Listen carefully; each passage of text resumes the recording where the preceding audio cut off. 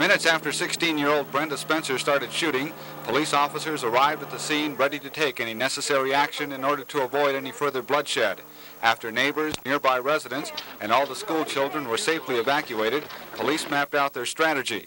Prepared for either lengthy negotiations or for an assault, police took every precaution to keep onlookers away from the line of fire. Because the house on Lake Atlan is on a winding residential street. 1979년 1월 말 미국 샌디에고의 그로버 클리블랜드 초등학교에서 비극적인 총격 사건이 발생하여 2명이 목숨을 앗아가고 8명이 부상을 입었습니다. 특히 이 범행의 가해자는 길 건너에 살던 16세 소녀인 브렌다 앤 스펜서로 밝혀졌습니다. 무엇이 10대 소녀를 이토록 잔인한 살인자로 만들었을까요? 이 비극의 뿌리를 찾기 위해 시간을 거슬러 올라가 봅시다. 1979년 1월 29일의 평화로운 아침, 다른 날과 다름없이 학생들이 샌디에고의 그로버 클리블랜드 초등학교에서 수업을 위해 줄을 서고 있었습니다. 이 무고한 아이들과 학교 직원들은 근처에 숨어있는 위험을 전혀 알지 못했습니다. 그 위험은 바로 10대 살인자 브렌다 앤 스펜서였습니다. 브렌다는 키 1.57m, 날씬한 체격에 불타는 듯한 빨간 머리를 가진 16세 소녀였습니다. 그녀는 아버지 월러스 스펜서와 함께 가난하게 자랐습니다. 어렸을 때부터 브렌다의 부모님은 이혼하였고 어머니는 떠나면서 두 사람과의 연락을 끊었습니다. 자신의 집 창문에서 학교를 바라보던 브렌다는 조용하고 참을성 있게 아이들이 학교에 들어가기 위해 줄 서는 모습을 지켜보고 있었습니다. 그러다 그녀는 22 구경 반자동 소총을 들고 아이들을 겨냥해 광란의 총격을 가했습니다. 공격 현장은 매우 혼란스러웠고 총연기 냄새가 자욱했습니다. 학생들과 학교 직원들은 공포에 질려 피난처를 찾기 위해 필사적으로 도망쳤습니다. 공격은 경찰관이 트럭을 몰고 와 학교 입구에서 총잡이의 사격 범위를 차단하면서 멈췄습니다. 경찰은 약 15분 동안의 공격 동안 브렌다가 약 30발을 발사한 후 집안에 틀어박혔다고 보고했습니다. 총격 사건으로 2명이 사망했지만 다행히도 모든 아이들은 무사했습니다. 그 외에 8명의 학생과 아이들을 보호하기 위해 현장에 있던 1명이 경찰관을 포함하여 총 9명이 부상을 입었습니다. 희생자 중 1명은 학생들을 위해 학교 문을 열어준 후 현장에서 비극적으로 총격을 당한 53세의 교장 버튼 레그였습니다. 또 다른 희생자는 학교의 용감한 59세의 수위 마이클 서처였습니다. 그는 총격 사건 중 학생들을 학교 내부로 안전하게 대피시키다가 비극적으로 목숨을 잃었습니다. 생존한 목격자들이 총성이 길 건너편 집에서 들렸다고 보고한 후 경찰은 즉시 브렌다의 집을 포위했습니다. 그러나 16세 소녀를 체포하는 일은 쉽지 않았습니다. 협상팀은 집에 접근하여 어린 범죄자와 협상하려고 시도했습니다. 그러나 브렌다는 극도로 완고하게 모든 경찰의 요청을 거부했습니다. 브렌다는 자신이 중무장하고 있으며 누구라도 접근하면 모든 것을 폭파하겠다고 위협했습니다. 브렌다의 완고함 때문에 경찰은 더 이상 가까이 갈 수 없었습니다. 경찰은 집 밖에서 6시간 동안 인내심을 갖고 모니터링하며 다른 방법을 모색할 수밖에 없었습니다. 그동안 현장에 있던 기자들은 집안에 있는 10대 범죄자와 짧은 전화 인터뷰를 할 수 있었습니다. 왜 그런 무자비한 총격 사건을 저질렀냐는 질문에 브렌다는 냉담하게 나는 월요일이 싫어요.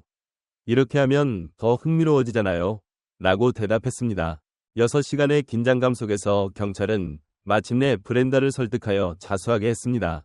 그녀는 문을 열고 집 밖으로 나와 잔디 위에 소총을 내려놓았습니다.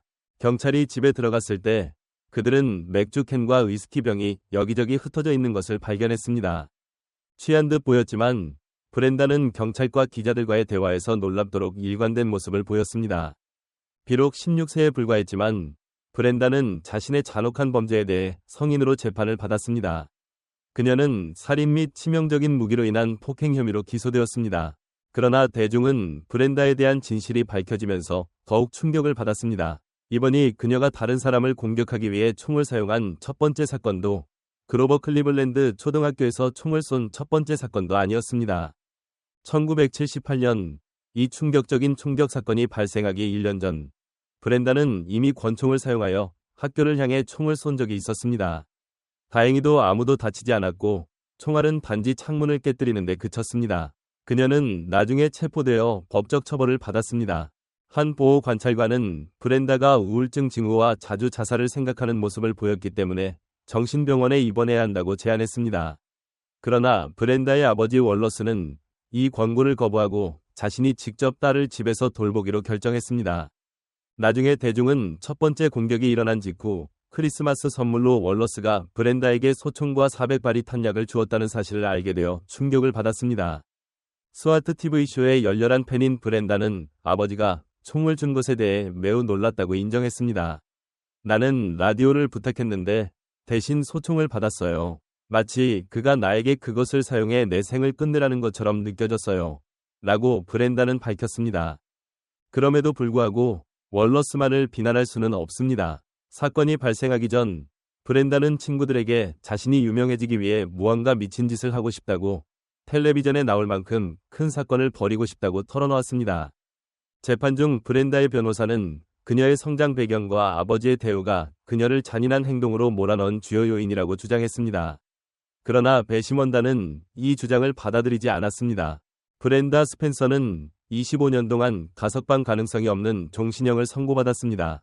이 판결은 많은 무고한 아이들이 있는 학교를 공격해 2명의 사망자와 수많은 부상자를 낸 것을 고려할 때 대중에게는 너무 관대하고 납득할 수 없는 것으로 여겨졌습니다. 유죄 판결 14년 후 브렌다는 텔레비전 인터뷰에서 사건 당시 술에 취하고 마약에 중독되어 환각을 경험했다고 밝혔습니다. 이 발언은 경찰에 의해 즉시 반박되었는데 당시 실시된 테스트에서 그녀가 각성제를 사용했다는 증거가 전혀 없었기 때문입니다. 브렌다 스펜서의 이름이 더 이상 많은 사람들에게 익숙하지 않을지라도 나는 월요일이 싫어요 라는 그녀의 유명한 말은 여전히 미국 사회에서 널리 회자되고 있습니다. 브렌다의 범죄는 미국 역사에서 중요한 전환점을 이룬 사건으로 이것이 최초의 학교 총격 사건이었기 때문입니다. 이는 이후 수많은 다른 학교 총격 사건에 영감을 준 것으로 여겨지며 미국의 법 집행 및 보안기관에 있어 매우 복잡한 도전 과제가 되었습니다. 여러분은 26세 살인자에 대해 어떻게 생각하시나요? 그녀의 잘못된 행동은 잘못된 교육의 결과였을까요? 아니면 다른 개인적인 동기에서 비롯된 것일까요?